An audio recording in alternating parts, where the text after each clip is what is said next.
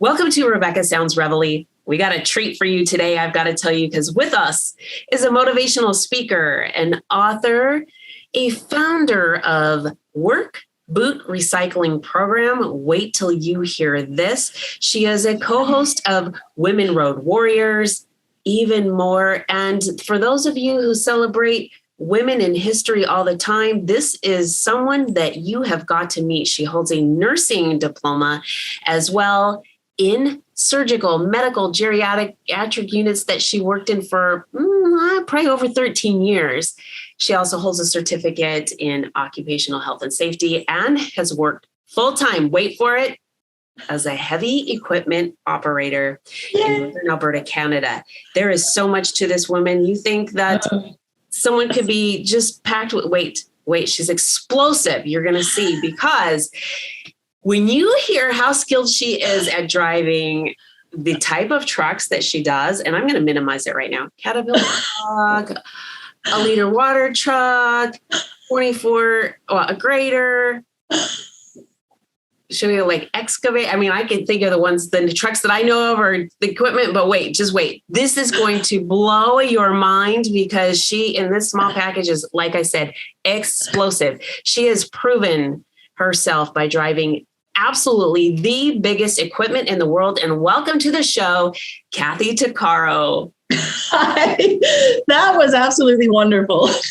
I've got to tell you, I'm excited because you and I share so many commonalities. Yeah. And it is just extraordinary to get the information out and say, look, what's behind this package and what I can do. And boy, you are just doing it. You've been doing it for a long time. Yeah. And all the way around, you're also service oriented. Tell me how you got started doing what you're doing. Oh my God, it's such a story. That's why I wrote a book. When I was nursing, yes, that book, there you go.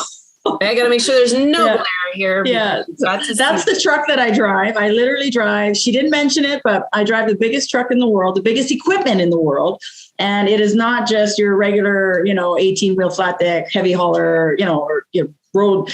But no, I drive a truck the size of a house, as you saw in my book. But I mean, I've been doing this for 9 years, but before that, 10 years ago, I was drunk and homeless on the streets. I ended up losing my nursing career. I had lost everything I owned. Even my 16-year-old daughter wouldn't talk to me. I had slashed my arm. I don't know if you can see it. I had big slashes, gauges. I don't remember doing it. I was drunk. I was a wicked alcoholic. I couldn't function. And the reason I ended up drunk and homeless and losing my wonderful nursing career is because I had never spoken of childhood trauma. I mean, I was molested as a child. I was raped at 14, 15, I was attacked, 18, I was drugged and raped by a photographer in Miami. I was gang raped at 19, like just all these things, but no one had ever, even my own mother didn't know. Like I couldn't voice it. I couldn't talk about it. And so even though, like, the way I used to say is that it was a wound, just like I was caring for wounds in nursing, right? We see the physical wounds, but our trauma is inside. So it's still a wound. And what happens when you don't take care of wounds? They become infected, right? And the infection can go septic and toxic. But the way the inner wounds become septic, it affects your mind. It affects the way you think. It affects your self-esteem. It gives you addiction. It gives you, all sorts of like depression and anxiety and eating disorders, anything. So the reason I lost my nursing career was because I didn't tend to those inner wounds, right? I pretended that everything was fine. I'm a nurse. I got this great career. Life is fantastic. When in reality, it wasn't, because I was living, during 7.5 years of incredible domestic violence, but nobody at work knew that either, because I was really good at smiling and saying, I'm good, I'm tough. When in reality, I'm a mess. I'm a complete disaster. Nobody knew.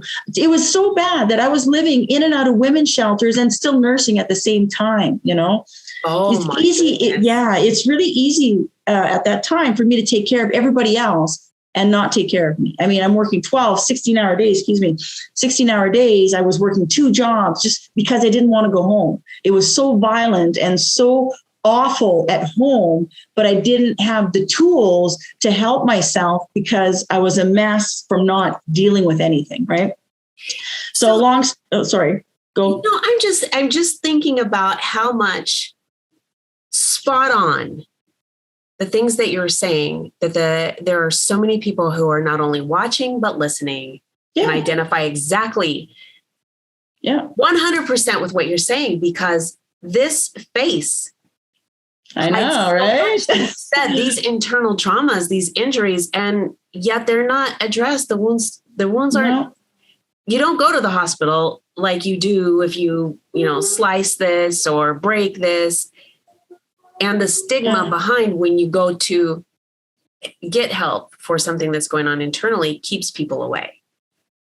And the thing is that people are almost groomed into portraying that they live behind a white picket fence. They have the house, the kids, the cars, the dog, whatever. But in reality, it's freaking chaos, right? It's so true. It is, but socially, they're like, "Oh no, I'm fine, I'm good." I'm driving. In reality, they're a mess, and they don't want to show that they're not okay in telling people that they're not okay, And so that's what that illusion, that mass illusion that society lives under.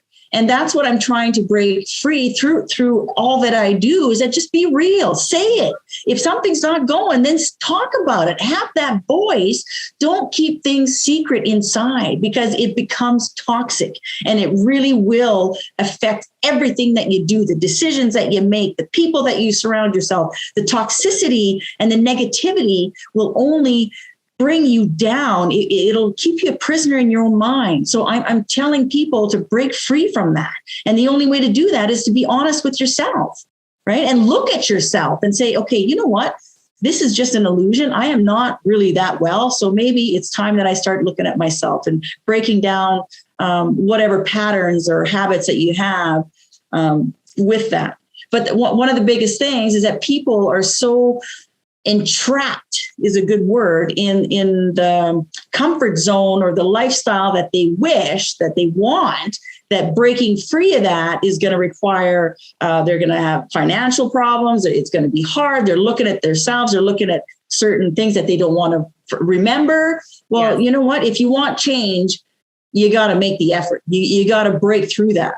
Right? Change is not going to happen overnight, number one. And number two, you have to be willing and able to surrender that maybe you do need some help, and it's okay to get help. Doesn't matter what job title that you have. If you're a CEO, a CFO, whatever it is that you do in life, you're still human. Life is hard, especially nowadays, and it's okay to say that you're not okay. Go get the mental health. There's so many mental health resources out there. Like, why not? And most of them are free, especially since COVID. Yeah, absolutely. And here's what I think. If you have recognized that there's something going on within you, now you're accountable. Because if you don't know, you can't quite be as accountable. But the minute you know, and most of us do, and we know, and we use a lot of reasons. I don't necessarily excuses. But we have a lot of reasons for why we don't act on something, or why we don't we leave an unhealthy relationship or an unhealthy situation. And it can be an unhealthy relationship with your spouse, boyfriend, girlfriend, parents, whatever it is, coworkers, an employer. We know something's wrong, and it's our responsibility to say, if I want my life to change, I can't wait for the other people in that environment to change, or for things that will cause that environment to change. You have to make the decision and know, there's going to be a little bit of a challenge along the way, because I've got to find resources that's going to address the comfort zone, like you said, that I have now, and so that I can get where I'm going. Maybe it's interesting that you say that, because I waited until I was 40. I was looking for someone to save me from myself. I didn't know how to go about it. And so I wanted someone to pick me up and, bring me somewhere and do it for me. And the way it worked out for me is that I pushed, I kept plodding on.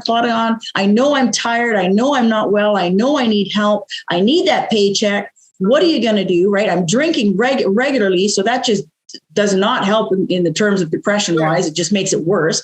So the way I'm going to call it, the way God worked in my life is that I kept pushing until the one day when I had my burnout at 40, I was working on the medical unit. I show up at work for night shift and I'm tired, and I know I'm tired, and my brain is foggy, not just from the alcohol intake, but just from just life, and so tired. And I get to work and I got 10 people on my sheet, 10 patients to look at, to take care of. And I couldn't see the words. I couldn't read the sheet. And I knew that was it. I was done, right? It was like all mumble jumble on the sheet. And I'm like, okay, I'm done. So I quit my job and I went from the medical unit down to the psychiatric unit at the hospital where I work. Okay. And in between the two units, I lost my mind. It's like 40 years of repressed trauma and pain and misery. It just came shooting out like a geyser. And I lost it. So I running down the hall. I made it down to the psych unit, which is locked, right? And I'm pounding on the doors like, let me in. Yeah, I could see them through the window. They're actually calling security. Get her out, oh. Right?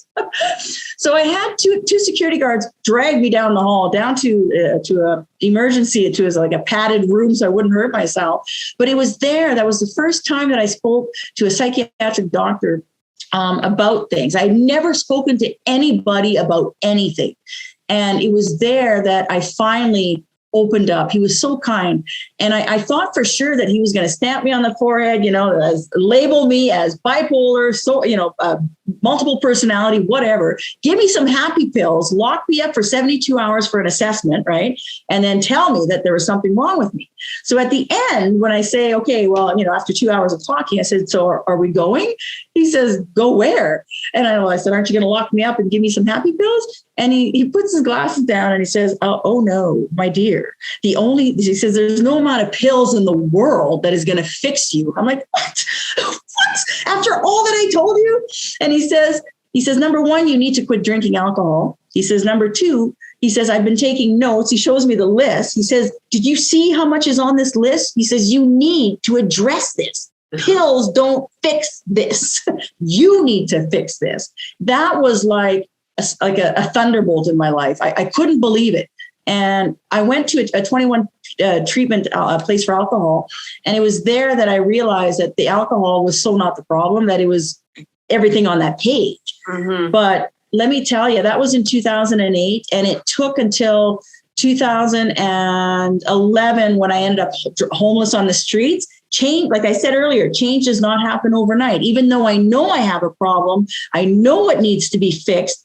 There's a lot of layers, a lot of pain. So you can only chip a little bit at a time. So it took a long time. And even now, that was like how many years ago? We're 2022. I'm still changing. I'm still growing. I'm still evolving. Right. And I'm using whatever happened, not as I use it as fuel now. I use it as my motivating factor to continue doing what I do to help others accomplish where they need to go. Right. Because I've lived it. I want to jump back for a minute to the time at the psychiatrist, because this, I think, is something that those that are watching and listening really, if they were to take something away, this would be the point where I would say, you've got to pay attention right here, because the biggest challenge for a lot of people in understanding about sharing what's going on or seeking tools, resources, or a confidant is the fear of what is going to happen if I tell you that this is going on with me. Are they going to lock me up? If that happens, I lose my job. Then I lose my kids. And there's this whole tumbling down a hill of something that probably won't happen. Because they're going to say, like what you shared, these are the things we need to address. Let's look here first. So I just wanted to go back to that, because this is really important for anybody out there that is listening, watching, knows somebody who's in a situation, even though they haven't said it, because oftentimes people can see right through us, even when we've got this big facade going. They'll say, I knew that was going on with you. I was just waiting for you to tell me. But that is something, that fear, if we can just take a peek at that fear and say, okay, that more than likely won't happen. In the event that it were, this is where I'm at. I really need to make a change. What would I do if? more than likely you're not going to need to use that if, but let's just say you were. So here you have done all this. You're sharing this with the audience. And I absolutely love it because you have so incredibly moved to do these massive things that you're doing now. Yeah. You know why? It's because I'll tell you something. When I went from Toothless Joe, when I was drunk and homeless, and I've always known there's something bigger inside me. There's a purpose, and being drunk and homeless on the street, standing beside a guy named Toothless Joe was not it. That's not it. Right? I don't know how to get there, but all I know is this isn't it. Right? So I made a decision, even though I had nothing. I had been robbed. I had no identification. I literally only had the clothes on my back. And I'm looking at this guy and he's going, this is the life, live it, love it. Oh my God. Like he slapped me on the back, and it was like a God smack because decades of depression and just, hardships, it went crumbling down. And I'm looking at my surroundings. I'm like, what did you just say? I said, this, not my life. And I even stomped my foot. I said, this is not my life. My story is not going to end standing here looking at you, right? So I turned around and I went to detox. I found a women's center where you live there for a year and you learn about anger management, self-esteem, boundaries, women, boundaries. My God. Codependency, huge. I had to ask the counselor, what does that mean? I don't even know what that, I had to figure it out.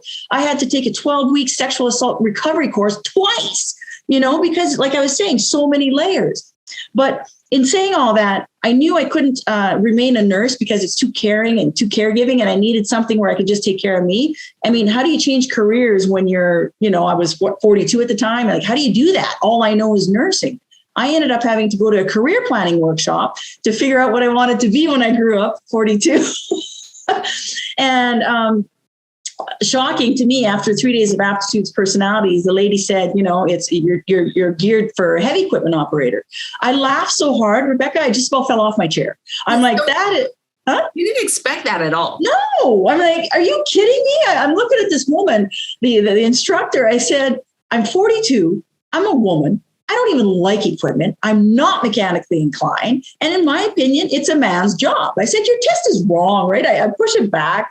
She looks at me, puts her glasses down, puts one hand on her hip and says, if only you'd believe in yourself a little bit, missy, you'd see the test is right. She gives it back.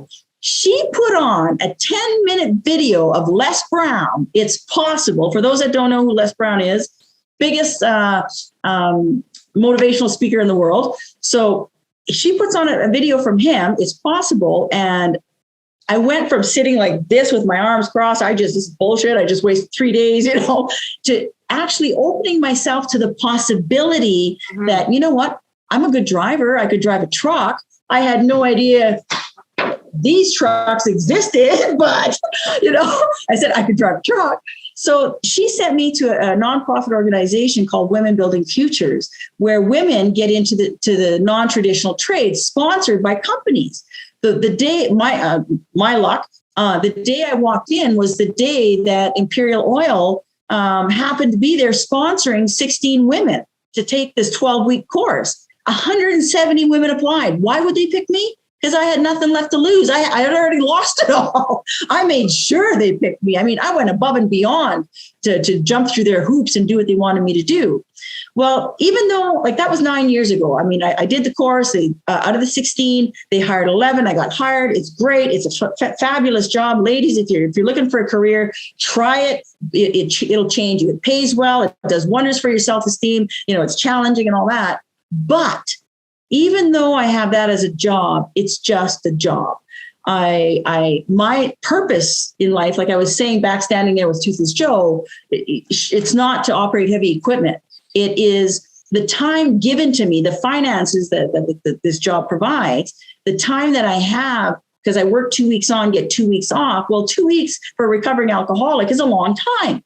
So I decided to use that time to write. I wrote the book. I do workshops. I travel. I work. I go everywhere. In any city that I'm at, I find the women's shelters. I find recovery homes. I find juvenile homes. I find youth groups, and I go there for free just to say, "Hey, man, this is my life. If I can change, if I can get off the streets, if I can figure it out, deal with my trauma and flip that switch in my mindset that I freaking rock, that I'm not a piece of crap. I'm not all the lies that have been fed into me since childhood, that I'm so not that you can too. Right. And if I can inspire people that way, then I think that is my purpose. It helps me sleep at night that I've changed one person's life. Right. So with all of the places that you go, all of them.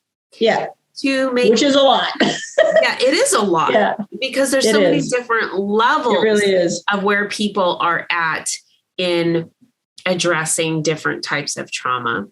Yeah. Let me ask you, out of all of them, have you found a common theme of how people feel about themselves? Like, I didn't realize I had a purpose or something else. I mean, is there anything that you find that just it kind of resonates with a lot of people who have faced this? And even though they're in different layers of situations, whether it's juvenile or women's or whatever.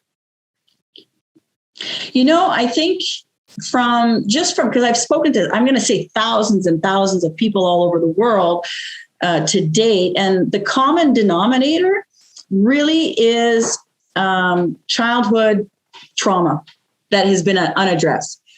Childhood, people think that sometimes the violence is the key to low self-esteem, being physically attacked. It's not so much that, it's the words, hearing as a child. Like, I grew up with, you're stupid, you're useless, you'll never amount to nothing. Look at you. You pollute the air. You pollute the air. You do everything you do is wrong. And so it was really difficult for me to get rid of that in my mind. So growing up with thinking that I'm worthless, what it does, it gravitates you to people who feed off that, Oh, that makes sense. Yeah. The predators, pick up on that. Advantage of you. And I think the predator is a much stronger and more potent word for this, because that's exactly what it is. Yeah, it is. That's why human trafficking is to the degree that it is, because of predators that are just seeking, they're scouring all the time, looking for that slight bit of vulnerability. And the thing is, most people that are in that situation growing up that way don't realize that they're in a vulnerable state. They don't know any difference. So why would there be a question that, why would I be a target? That there's a completely different understanding there. It's a whole web of lies that a person with low self-esteem will fall easily into. And I'm speaking that from not just my own experience, but from all these women, these youth. I'm not just saying women, because I talk to a lot of guys too. And, absolutely. 100% I agree on this. Oh yeah. And speaking of that, even guys at work. When I was, let me bring this up. When my book first came out, I was 3 days right before it was about to come out. I was like, oh my gosh.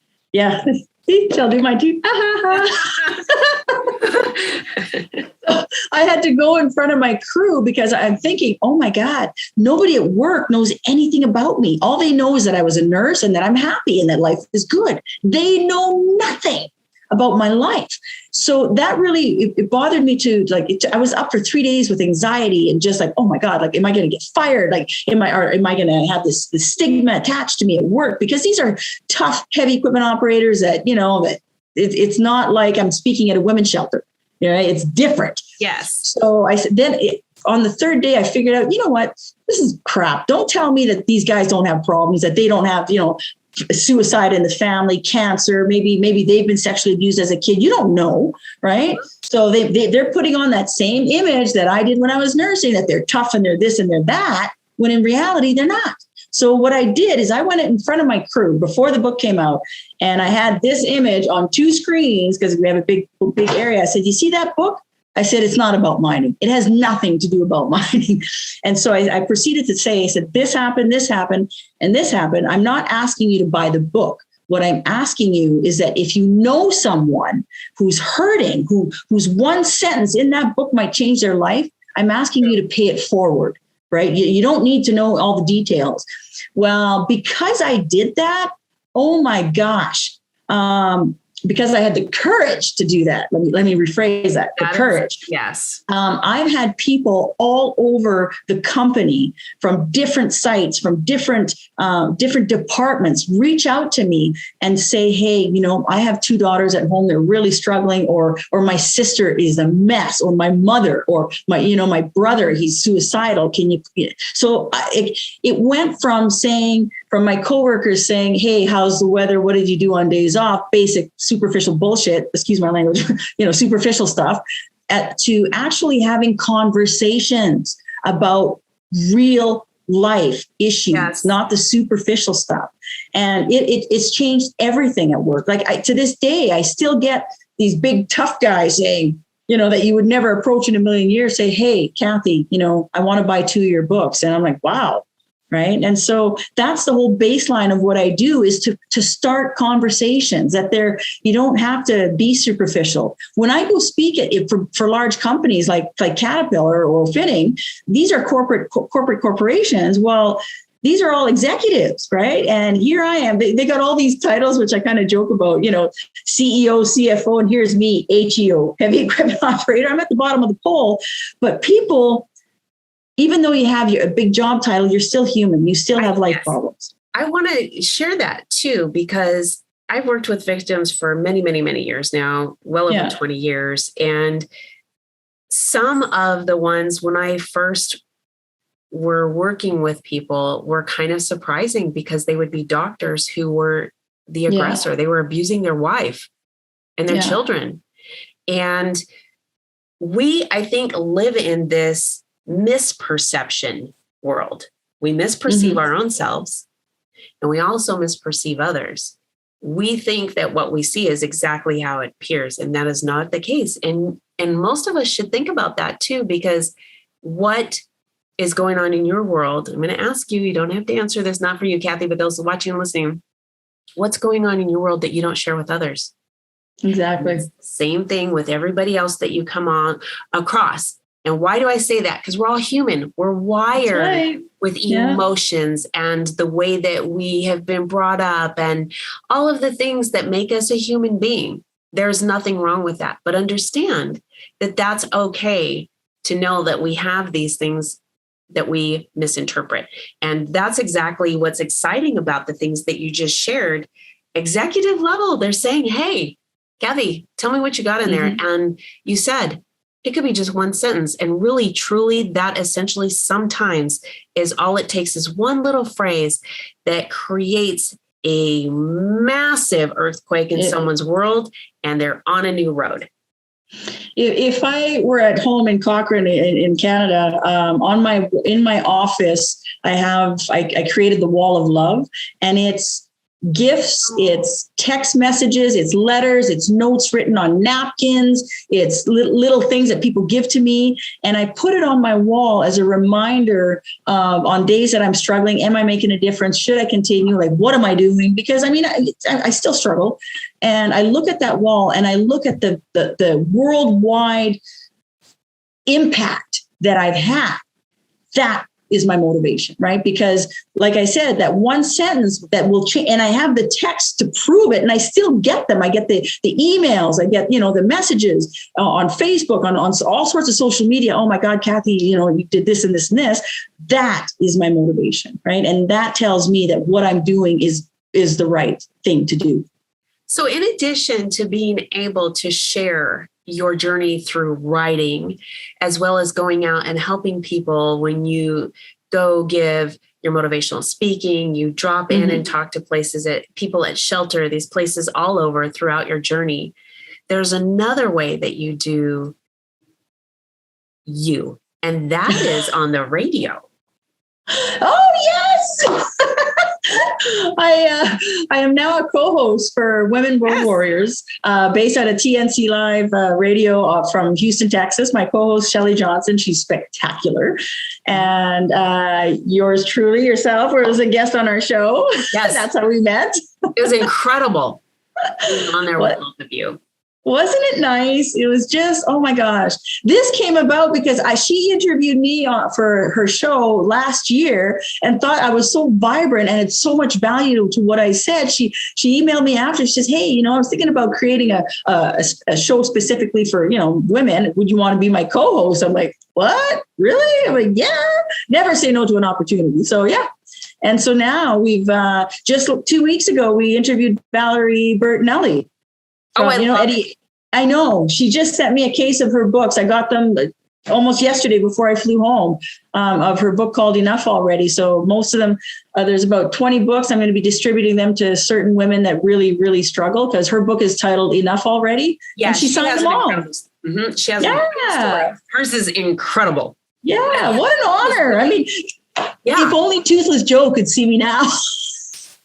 Seriously, though, because what you're doing and you are inspiring those who may not have shared some things, or it has only been in a limited circle, to actually start getting that out and making a difference for other people. And the more of us that do this, the better impact that we have and the chance to change lives in such a healthy way. And I love the fact that you are on the program that you are, on the station that you are, and it's addressing women. And women, when you think about it, road warriors, I mean, these are women in a men's field more than likely. And I found it appealing because I was a truck driver and a mechanic in the Marine Corps, and that is unique for a woman. We're in such a small, whatever, part of the world. But nonetheless, the impact is absolutely huge because women that are taking on these jobs know that they can get out and, just smash at something. Mm-hmm. Hey, I've got something to say and I'm going to share this with you. And it's not in a rude way. It's just in a way that is so they can reach men in some ways that others can't, just simply because of the field of the work. We're in this field. We work side by side. So I can talk to you. They know you're pulling your weight. They feel they can trust you. You're not going to, think bad of them or whatever the case. And they will open up to you just like they've done for you. And that's incredible. And I love what's going on. Plus all of the education and the guests that you have on are absolutely informative. And it's just, they are. What you guys are doing. Mm-hmm. Yeah, I'm so blessed. I'm so, so blessed. And it's fun. I mean, who knew that I'd be good at it? Well, you love it, though. I mean, you have a passion for it. That's what makes you not only good, but great at what you're doing. And you are. Oh, thank you. Thank you. Yeah, I love it. And the focus is great. I was hoping that you were right here in Texas because I know that the station is based here. And I was going to just drive on over there and be like, hey, guys, how's it going? Let me see that. Maybe I'm going to have to take a drive and come see you. Yeah. Let me see that big truck you're driving, Kathy. I want to see that. Oh, I know. It's something else. I'm a bobblehead now.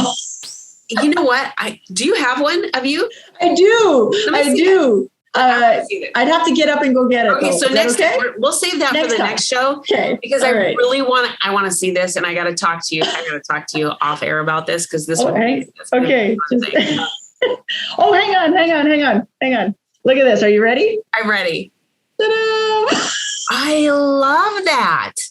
See, they're real lookalike, and it's got my little truck. It's got kapow, which I Kathy Power, my kapow. And these are big fists because in my workshops I have these giant Hulk fists. So yeah, this is my little bobblehead, my little cat truck. Those that are viewing and listening that want to check this out, can they purchase one? You know what? I just, I have an order of 500 of them. They're sitting in China. I have to get them here. So it's on the way. It'll be a few months, but maybe by the next time we talk, it'll be there. Put me down on reservation. Okay. Well, come on, right? It's only 500. Can you number it so that when it's a collector's item? Okay. Oh, that's a good idea. Yeah. That's a good idea. Okay. Sounds good.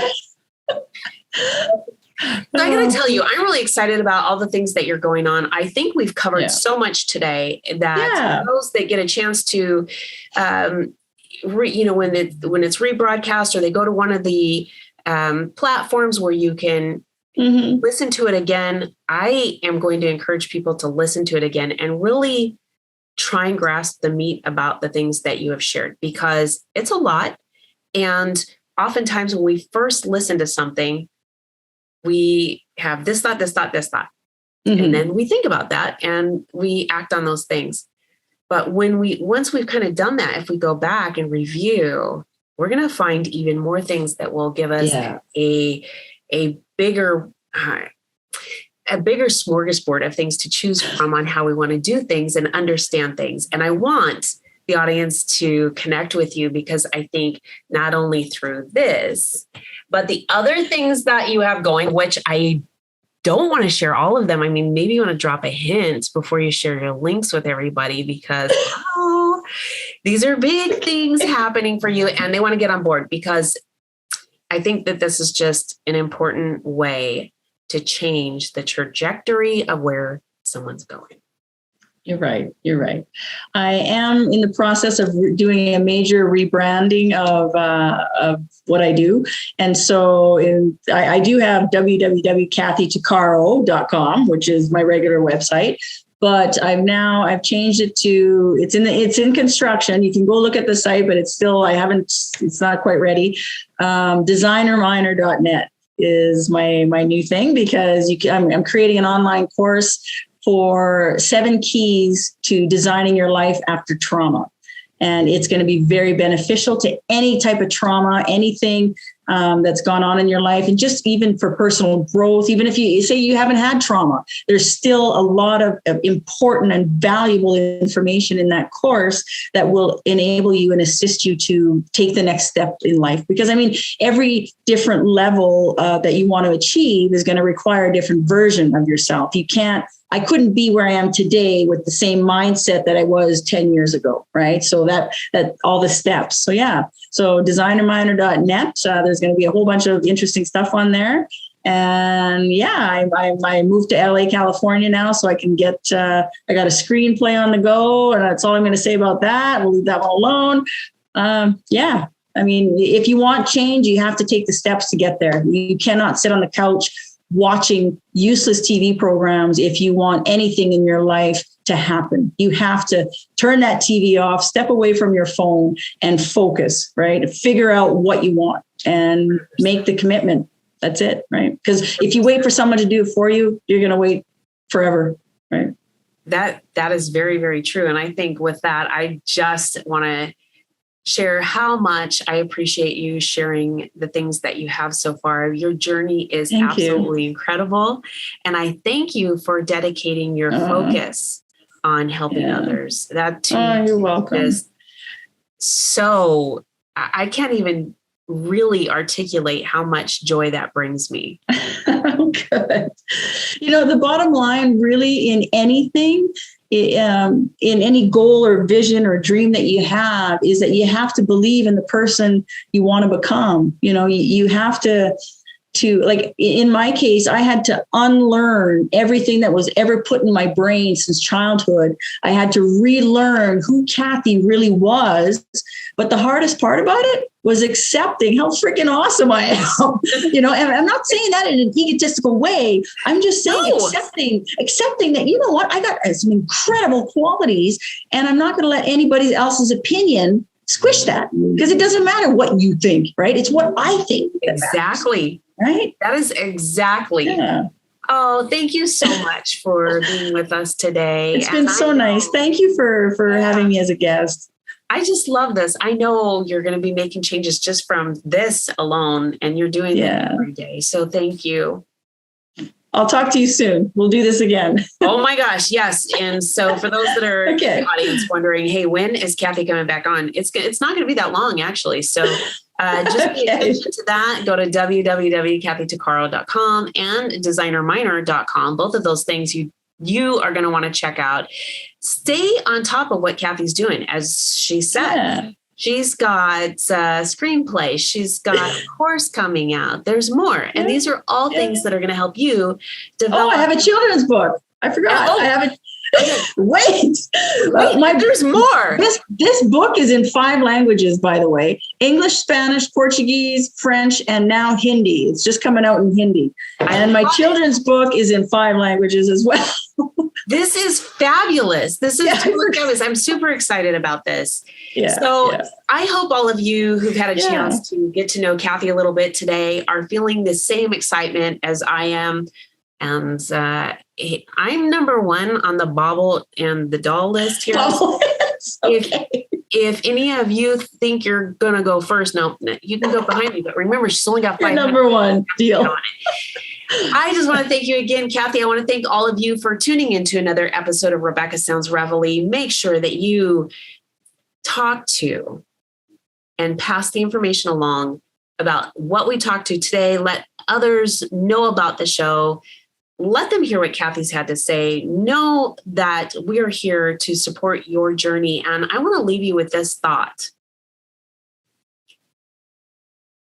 Be who you are supposed to become, as Kathy said just a minute ago. Thanks for tuning in. Make sure that you get this out to your friends, family, everybody you know on social media.